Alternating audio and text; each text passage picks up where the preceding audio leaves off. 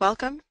Holbrook Travel is pleased to be bringing you this webinar today. Audubon's bird-based tourism initiative takes flight to discuss the launch of Flyway Expeditions, a series of birding tours to help conserve important bird areas and strengthen local communities. I'd like to start by introducing our moderator today. Debbie Sturdivant Jordan is Holbrook Travel's birding tourism specialist, and she has been a travel specialist with Holbrook since 2001. She has a passion for travel, nature, and boating. She has traveled to more than 35 countries and has spent time in Costa Rica, Panama, and the Galapagos Islands. She is a leader in birding and natural history tour planning and development.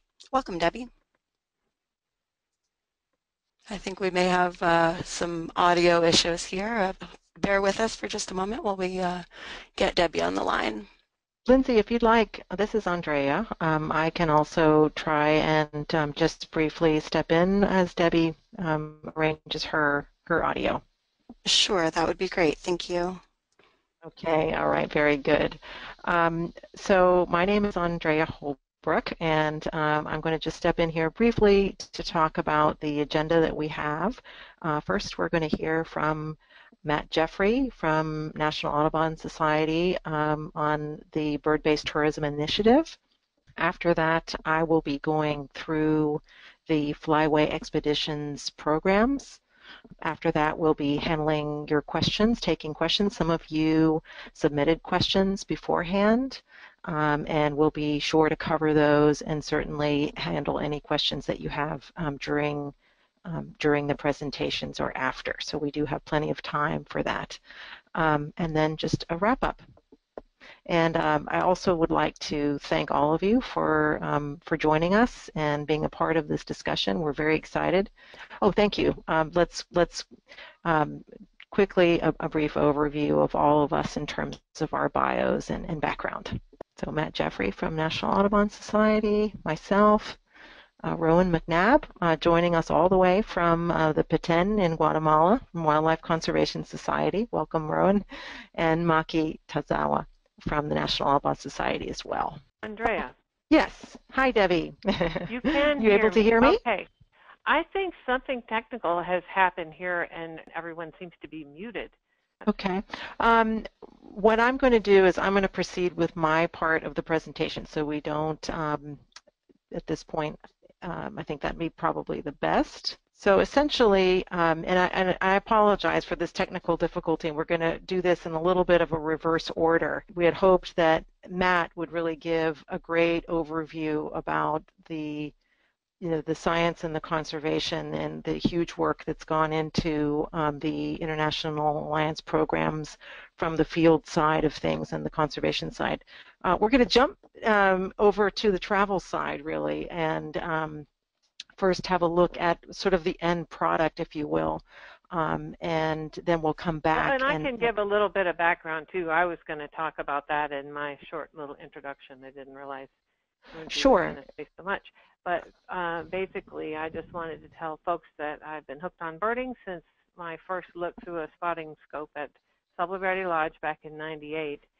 And it just took my breath away. And then, since then, I've been extremely lucky to have coordinated hundreds of Latin American bird-based tourism programs. So when I met Matt Jeffery and John Beavers in 2013 at Audubon conference, it was really exciting to learn about Audubon's role with the International Alliances program and how we might be able to help with that. Yeah, sorry about that. I think we've just there been unmuted. You are. Can you hear us? Yes, we can hear you now. Great. So anyway, there's Matt and Maki, and so from that beginning, the first meeting with John and Matt, it's been a lot of hard work in the interim, but we're really thrilled to be introducing the Flyway Expeditions. Thank you. Thank you for the introductions, and welcome again to this exciting webinar. I'm hoping that many of the participants on the call realize that Audubon has a robust international program. We're called the International Alliances Program. And over the past several years, as Andrea alluded to, we've been working across 5 countries with local partner organizations to build out this bird-based tourism initiative that you're about to hear about. So thank you for joining us. As you may or may not be aware, Audubon has a hemispheric vision in its Flyways initiative, Flyway Strategies, that has just been renewed under the new strategic plan. And this is because, as all of you will know, around 50% of the birds that we care about in the United States and Canada migrate south each and every year in order to survive, in order to feed and make their annual life cycle move forward. You know, we may ask, why is a conservation organization getting involved in bird-based tourism? Well, what we found through developing these, what were pilot programs for us and now sort of graduating into fully fledged program, is that birds haven't really had a very good political voice in many of the countries that we've been working in. This initiative sort of brings economics and jobs, which is what many of the governments are thinking about as they develop their countries, to conservation and aligns conservation using birds and specifically this very large, robust industry of bird travel and bird watching.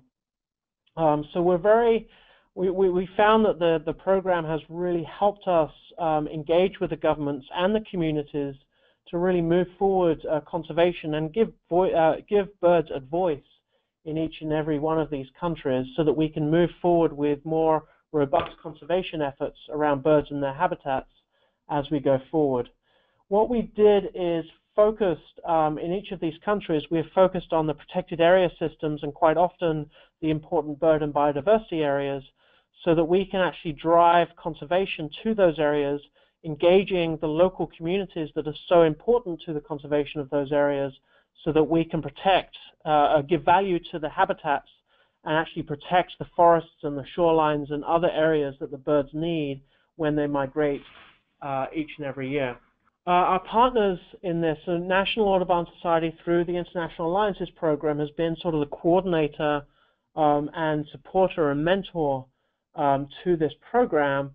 But the real stars are people like Roan from Wildlife Conservation Society in Petén, Guatemala, and the Bahamas National Trust in Belize, and Bahamas National Trust in Bahamas, Belize, Audubon in Belize, Calidris in Colombia, and WIDA Paraguay in Paraguay, to really make this happen and make the local connection with the communities around these important sites, so that they see a greater value, again, greater value in the ecosystems, and see not just ethical value, but actually a monetary value in protecting these areas. The goals of the program were fairly simple. There's certainly not rocket science, but really we want to increase the number of community members around key conservation areas, often protected areas, so that they benefit from those areas being protected. There's a lot of data out there that suggests some of the highest poverty levels are actually around existing protected areas. And so we really want to change that and get these communities to really see value in protecting sites and in the protected sites that they often feel a little disenfranchised around, and therefore sort of bring economics to them and save more forest or more wetlands, depending on where we are. We want to increase visitation to some of the protected areas specifically, so that we can increase revenue that will actually help improve management of the sites. And bird tourists are often the better type of birds, and nature tourists obviously have a much lighter footprint often than the cruise line tourism and some of the mass tourism. So we're really thinking that this specific niche can actually help us increase the visitation, increase the gate takings, and therefore improve the management of the sites. And we also want to make sure that this program has a really strong conservation feel, so that we can actually show that we're improving the protections and increasing the ecosystem health, so that it's not just a tourism program, but it really is a conservation program using tourism as a driving factor to support the conservation effort. One example of the ecosystem health is without the bird-based tourism program in the Bahamas, we probably wouldn't have got as much community support in protecting the Jolta Keys National Park, which is winter home to about 10% of the Atlantic coast piping plovers. And there are other examples out there too. Around Coxcomb in Belize, this program, alongside some other livelihood programs, has actually reduced the poaching in Coxcomb by almost 100%, mainly because we're engaging the communities. There's active participation, and they're starting to really see the value in having protected areas. The components of the program there are really four major components. The first component is building the capacity of the local communities so that they can actually receive tourists and be knowledgeable and understand the conservation, be able to identify birds correctly, and really strengthen that whole aspect of bird tourism in these countries.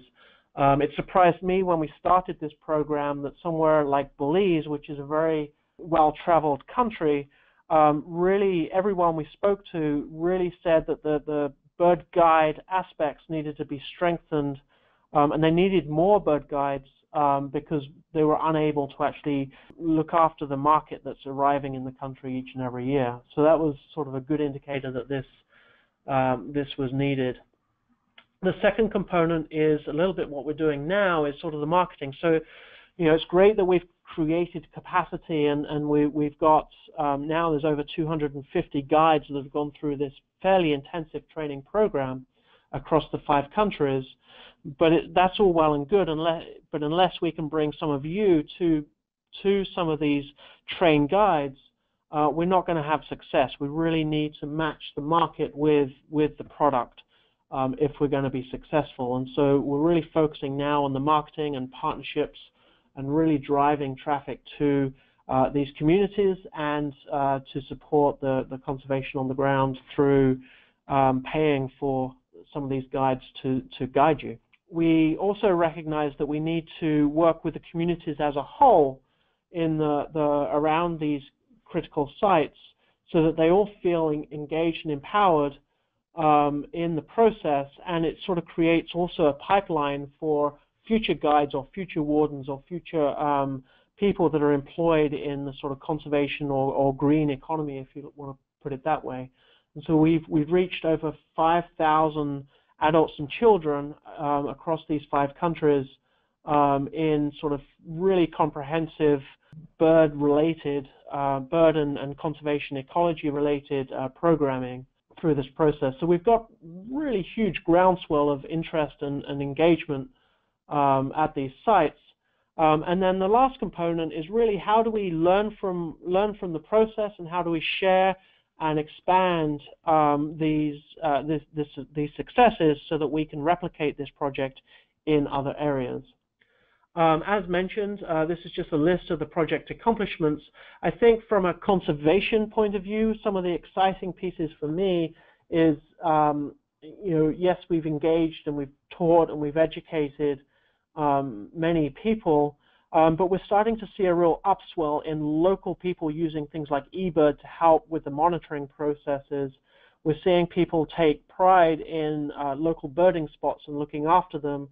We're seeing a reduction in poaching, as I said, in some of the parks, and we're really starting to see communities coming on side and really thinking how, giving almost a monetary value to the birds, and really seeing the value in protecting habitats and supporting conservation. Again, this is just reiterating. This is really working with and through local organizations to support local people and create products that really go beyond the normal sort of bird watching process, but really engage in the conservation efforts and ensure that money flows to those areas that have the greatest impact on the birds that we care about. So the promotion right now, what we're part of this call is obviously part of that promotion, but we've had some great newspaper and magazine articles both within Audubon but externally and in the countries that we're working as well. We've been to several events to try and promote some of these this project and some of the sites that we're focused on here, and we'd be willing to hear from any of you if you think there are other events that we should be thinking about. And in the next over the next month, we'll be producing trail maps, ideas, promotional trail maps and promotional videos to really start marketing the countries and the people that are hopefully going to benefit from this wonderful industry. I think this is sort of coming to the end of my piece. I've kept it brief. There's a lot of detail in this, but we really think this is a new style of bird watching. This is really very concrete examples of how do we engage with communities, how do we promote conservation, and most importantly, from an Audubon point of view, how do we actually help save the birds, both the local endemics, but also the migratory birds that obviously we invest a lot in here in the United States. Thank you so much. I really appreciate that overview, Matt, and I wanted to just give you a brief background. Holbrook has been working with birdwatching tourism since our beginnings in the 1970s, and it's safe to say that this is when birding was for a much more select audience. We were working at that time with also Audubon chapters, ornithologists in the academic community, such as Dr. Bill Hardy or Dr. Steve Kress, putting together birding programs in the Caribbean, Latin America, and beyond. I have definitely seen firsthand at Selva Verde Lodge, and many of you probably have been to Selva Verde Lodge and Private Reserve, just the huge impact that birding has culturally in a community. And I really see that as what the International Alliances program by National Audubon Society is trying to do. It's really trying to create a culture.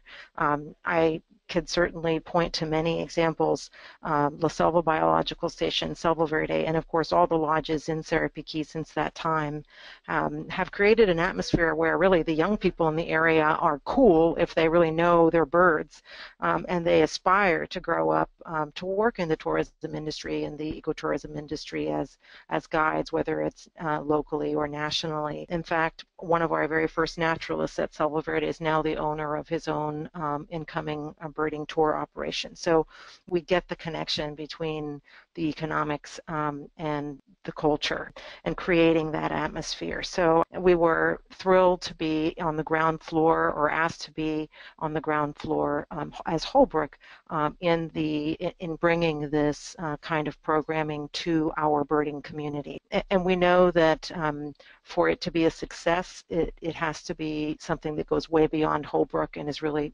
something that hopefully permeates all of birding programs to these areas. Currently, our programs have focused in Guatemala, Belize, and Colombia, and for future, we're looking at Bahamas and Paraguay. So what is the difference between Flyway Expeditions? I like to say that it's intentional birding in a way. I think we certainly, as I said, have been doing birding for many, many years, but these programs have a real intent to highlight the conservation connections and the community connections. So some of these things are very subtle things. They're, a birding day might be very like another, conventional birding tour day, except for the fact that you're actually meeting with the tour guide association, or you're actually having dinner with a conservation partner and really talking about the mechanics of birding and development, the connection there. So these programs are IBA tailored itineraries, so they're really focused on bringing those sites as key primary sites. So I think that Matt has already gone into some of the extensive guide training that has gone on, and we're just building on top of those training initiatives, and we're very excited to see that they have been working with local community initiatives such as Vivamos Mejor in the highlands of Guatemala, or the Wildlife Conservation Society Petén Birding Club, to develop guides that are just getting started, or really give professional development experience to guides that are already experienced guides. And definitely at Holbrook, we've seen that working closely with group leaders and listening to the people that are in the field, whether it's knowing the best trails or knowing how to, where to find the species that you're looking for. It's so critical. Best practices as well. So these forums that Audubon has been engaging with are amazing opportunities, and they build that community so that when you, as Audubon chapter leaders or your participants are in the field, you're part of that extended family. Another thing that makes IAP programs different, admittedly, any tour provider or program in these remote areas is going to be supporting local service providers, whether that's accommodations, restaurant, transport providers, etc. However, I think what makes this a little bit different, again, is that intentionality. In many cases, we're working with particular restaurants that have participated in the program and have received training in customer service or different skills that might be needed to help understand how to attend to the birding market more successfully and let's say the nature market in general. So this is all part of what makes it work financially for local communities. Some of the other differences are community engagement. This is not only important for sustainable development purposes to build awareness, but it's usually one of the highlights of any program, being able to talk to local community members, enjoy a school visit, exchange with local groups, look through my binoculars, teaching local groups and sharing with local groups, learning from local groups. This is a huge benefit, and it's something that we have taken deliberate steps to do whenever possible. Obviously, protecting habitat and particular species. In Belize, we're going to be working with a red bend community group and learning about their efforts with the scarlet macaw. In Guatemala, in the highlands, at one of the fincas that we're visiting early on in the program, we're going to be learning about their efforts with the resplendent quetzal. And Bahamas is yet to come, but as you can see, the target species conservation has been sort of hardwired into the important bird areas, which are the primary sites for the programs.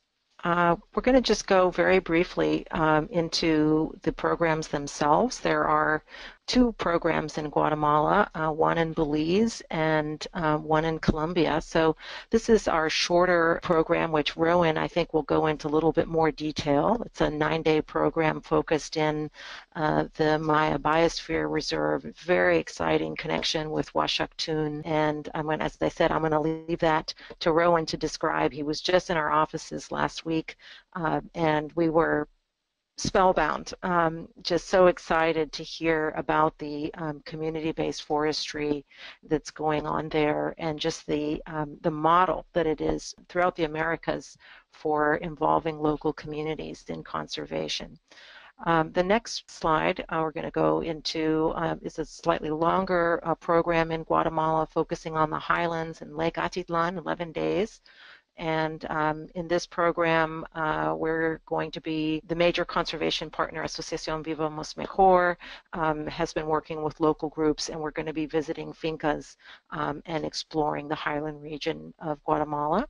In the next program, Belize, it is an 8-day program that we've been very excited about. We've actually been doing a number of programs already in Belize, and this is just going to add that much more, I think, interest and depth to the programming in Belize. We're going to be working with the Hummingbird Environmental Tour Guide Association and the Belize Audubon Society. So that's also a program that we're launching as well.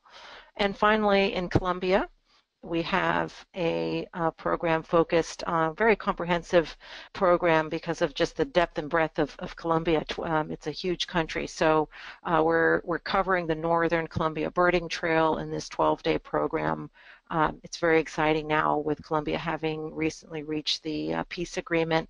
this is an opportunity to really see a country that is at the beginning of its rise, what will probably be the #1 birding probably destination in South America. It's just a phenomenal area. The guides also very, very exciting, and we will have an opportunity to work with local conservation groups there. And next we're just going to I'm going to let Debbie cover this briefly.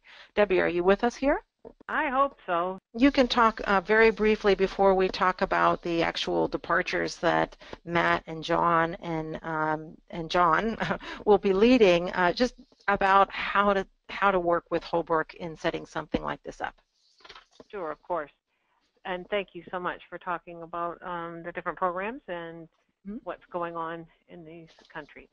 So obviously, we want you and your chapter to go on one of these trips and take advantage of the great connections in country, and we really make it easy for you. All you have to do is just contact me or another one of our specialists, and we can get you set up on dates that you choose. And this part about being turnkey here means that pretty much all you have to do is get the word out through your normal channels. We can help you with a marketing program. We create all the materials you need to talk to your donors and your members. This can also be for bird clubs other than Audubon. Doesn't have to just be an Audubon group. Basically, we do everything else by creating everything for you, taking the enrollments, and then you travel. So it's really very simple, and we hope that you'll give it a try.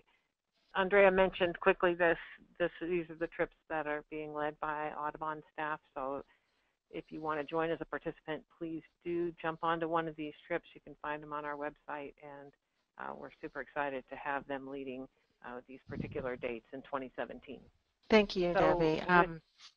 with that, I think the next thing that we wanted to do is get to the questions. For questions. Yes, indeed. Did we want to give Roan a very brief opportunity to just speak about his project there in the Patin? I think that would be great before we go Wonderful. to the questions and answers. I mean, we will take those. We might have to go just a little bit longer than we were planning to, but Roan has so much great information to tell us about what's happening.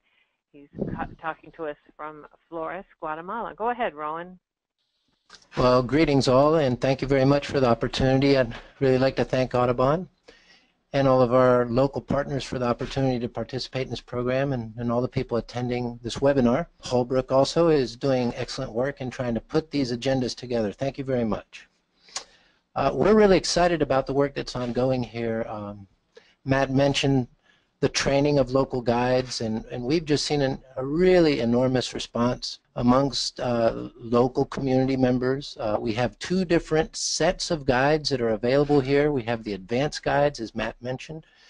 These are really professional guides that can tell you scientific names and all kinds of information, and most are really well-versed in English and can lead tours in English. It's important to mention that all of these guides have certification by INGWAT, so they're not only well-trained bird guides, but they're also general guides in tourism. So they're very familiar with their country and can do integrated guiding. We'd like to say that one of the most important aspects that we see in this program is that it's filling a specific niche in a bigger conservation puzzle. And if people come and visit here, they're going to see a very integrated approach where bird-based tourism is being promoted within a bigger conservation picture that's really exciting. The local communities here in Guatemala are taking responsibility for the stability of nature. And it's no surprise that the governments in these countries are somewhat weak. So having the input and leadership of local communities is really key, and one of the most exciting things that we see here locally is local people learning about birds for the first time and getting their first paycheck, so to speak, from birds. So we would like to invite any sort of questions that there might be, and people to come down and see the sites here. The Maya culture is amazing. You're able to go birding in the midst of sites like Tikal, Yaksha, and El Peru, in the midst of ancient Maya ruins.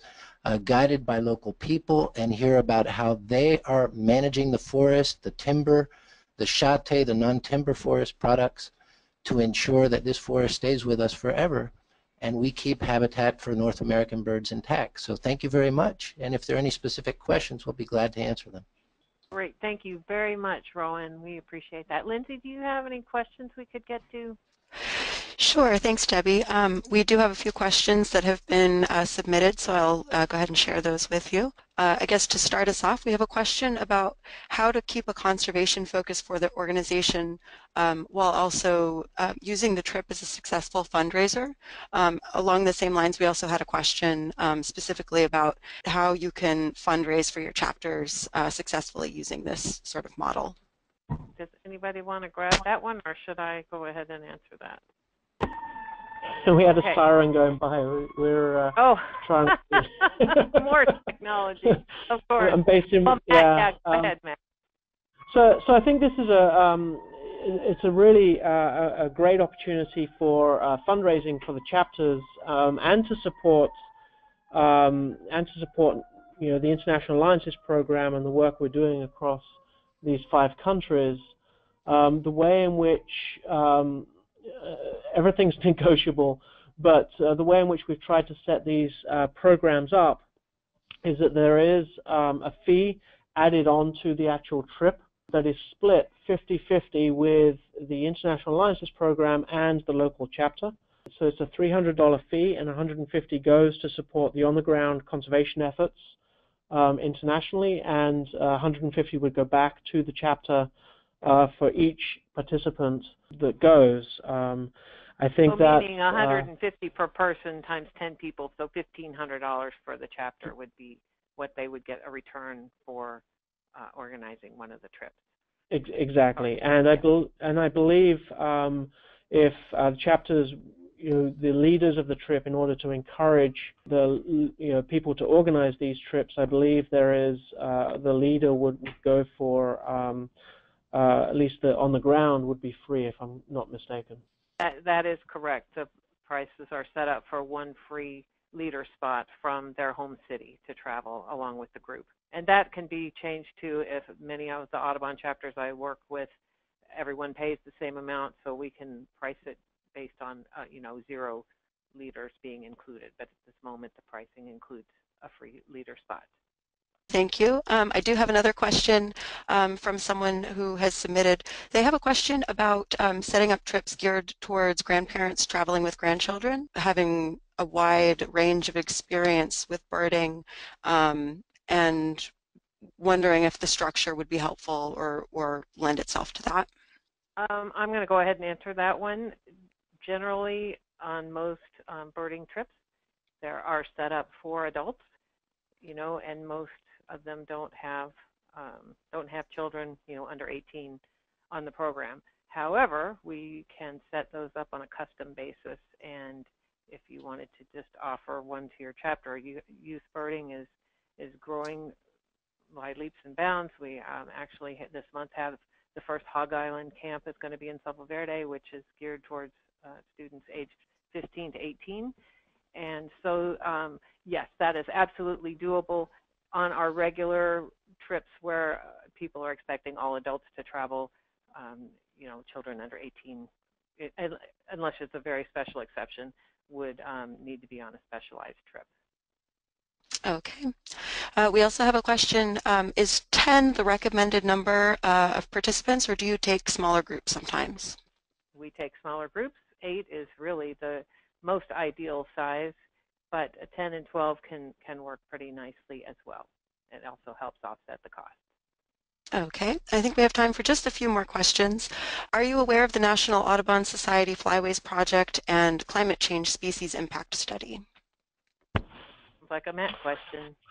Yeah, we're very aware. We are obviously part of National Audubon Society, and the Flyways climate change study actually right now stops at the border, and we're actually actively working throughout our network to include international sites in the first ever climate action plan for the Americas to support birds. So yes, we are aware of it, and we're working to rectify the fact that it stops at the border. Okay, and I think that we have time for one more question.